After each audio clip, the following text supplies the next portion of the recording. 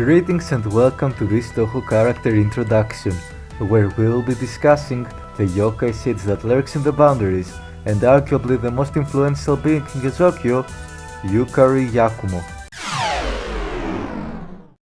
Yukari first appeared in Touhou 7 Perfect Cherry Blossom as the only Phantasm stage boss in the series. She's made many appearances afterwards, be it in mainline games, spin-offs, or the literature projects. She is one of the oldest, wisest, and most powerful yokai in Gensokyo, which also means that she's extremely respected. However, she's also a bit notorious due to her manipulative and lying nature, something that she doesn't try to hide. In fact, she is described by Akio as a person lacking in human sentiment, whose behaviors differ greatly from those of humans. However, that doesn't seem to be entirely true, as she's clearly capable of kindness and caring for others, but she rarely expresses it openly. As one of the sages, she is responsible for the creation of the Great Hakurei Barrier, as well as ensuring the safety and balance of Gensokyo. This also means that she played a part in forming Gensokyo society, giving her great amount of intel and authority over its residents. Nowadays, her job consists mostly of maintaining the barrier and overseeing the Hakurei Shrine Maiden. In addition, she is one of the few yokai capable of crossing the barrier. This led to her being extremely well versed in the workings of the outside world, as well as its technology. Expectedly, Yukari possesses incredible intelligence, especially in regards to mathematics, as she can solve mind-bogglingly hard equations in an instant. In fact, she seems to be on par with AI super-intelligent systems. Despite that, or perhaps because of that, she seems to be a rather lazy person that spends most of her time sleeping. As the founder of Gensokyo, Yukari has lived for a very long time, namely, for at least 1200 years. As such, her backstory is huge, yet most of it is still a mystery to us. There are three important events of her life that I'd like to discuss.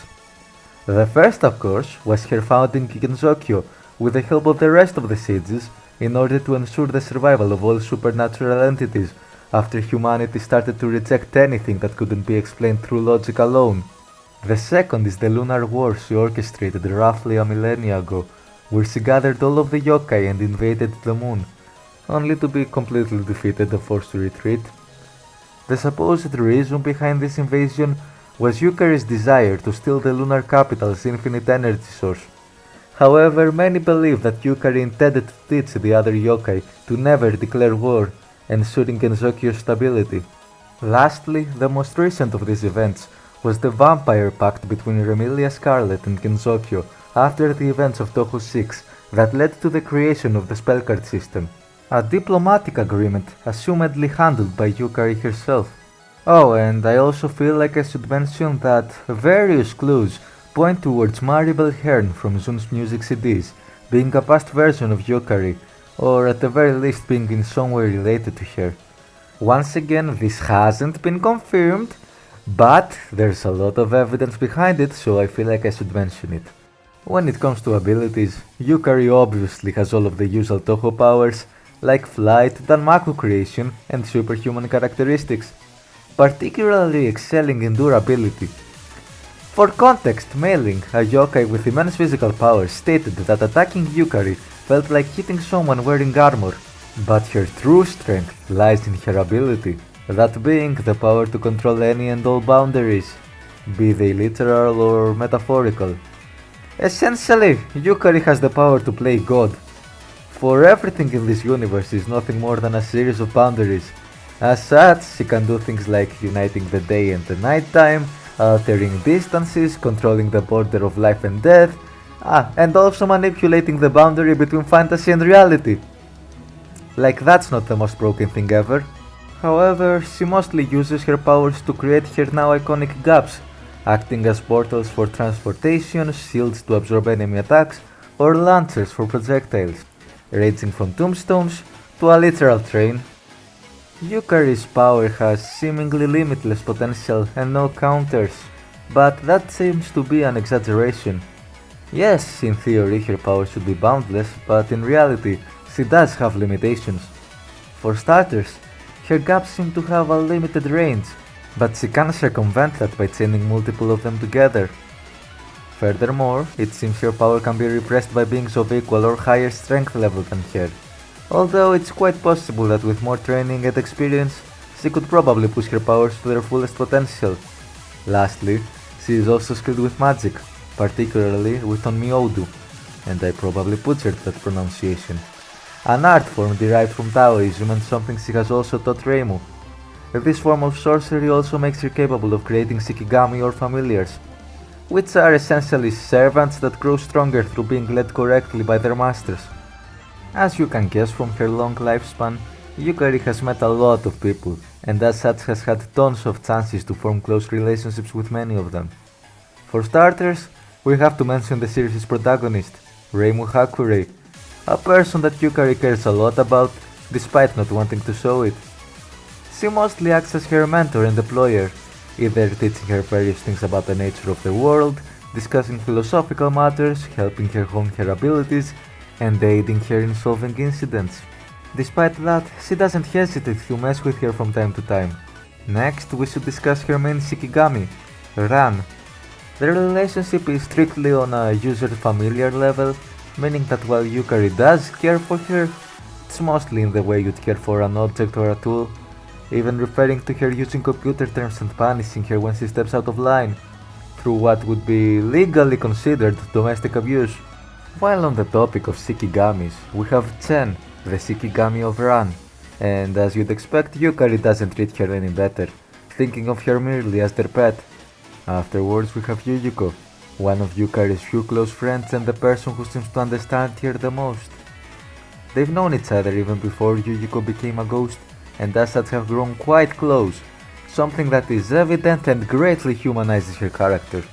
As Yuyuko's servant, Yomu is also acquainted with Yukari, and while you wouldn't call them friends, Yukari does tend to help her by offering advice and guidance.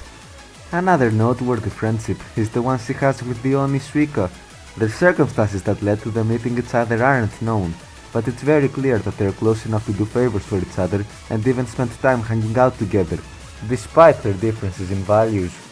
Interestingly, Yukari also has a partnership with Patsuli, giving her the responsibility of watching over the underworld and informing her if anything alarming happens.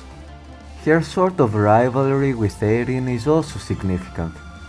For context, when the lunar invasion happened, Eirin was still the brain of the moon, and as such had set a trap for anyone that would dare invade it, a trap that Yukari seems to have set off. That event left a bit of a sour taste in Yukari's mouth, and led to her seemingly bearing a grudge against the Lunarian. However, when they met in Imperishable Night, neither of them seemed to recognize the other. Lastly, we should discuss her relationship with the rest of the known sages. Firstly, we have Okina, the god of backdoors. The two of them appear to be quite familiar with each other, respecting their other's strength and talking as equals, with a bit of playful teasing here and there. Finally, we have her nuanced relationship with Kazen. As sages of Gensokyo, they've cooperated with each other in the past. As such, when Kazen reappeared during the events of Wild and Horned Hermit, Yukari assumed that they were still both fighting for the same goals and ideals. Something that Kazen denied, causing Yukari to be visibly concerned. Furthermore, in the events of Antinomy of Common Flowers, we encounter Kazen's dream self, which is an exaggerated version of her suppressed thoughts, who openly despises Yukari for her manipulative methods, meaning that Kazen's true thoughts are somewhere along those lines. Yukari is undoubtedly one of the most popular and iconic characters in the Touhou series. However, she fulfills so many different roles within the greater story of Touhou that different people like her due to completely different aspects of her character. So I decided to make a post on Reddit, asking people for their personal views of Yukari, and well, the response was highly positive, as expected. Most people seem to like her for her sneaky, cunning, yet sometimes even immature personality. Others seem to be fascinated by her ability and what it entails. Meanwhile, other people are interested in her due to how much she expands the lore, and others simply like her because of her design and memes. Although there were also a few negative comments, of course, but I'd like to highlight a specific one that said that they found Yukari unlikable due to her sometimes unpredictable personality. Now I'm pointing this one comment out not only because it's a perfectly acceptable opinion, even if it differs from the general consensus, but because it is the exact reason most people in the universe don't think highly of her. As for myself, Yukari is definitely my favorite character that has appeared thus far. But in regards to the reasons why, well, I believe user Brickstoneson said it best. So I'm going to be putting their comment on screen for you to read. I'd read it out loud, but it's so long that it would double the video's length, so I'll just do my best to summarize. Essentially, the way Yukari uses her intelligence to come up with schemes for not only nefarious, but also kind reasons, make her very interesting to watch. Furthermore, her deep and multi-layered relationships, particularly with Yuyuko and Reimu, can be interpreted in multiple ways and make her a very endearing character. Lastly, the potential implications of her possible connections to Maribel also wildly increase the nuance of her character. All in all, she's a fantastically written character that shows just how deep and thought-provoking characters can be in Touhou, despite it being a series that doesn't particularly focus on building up characters. With that said, if you enjoy this type of content, then by all means, check out the video currently on your screen, subscribe for more, and leave a comment telling me which character you'd like to see next in this series. Have a good one!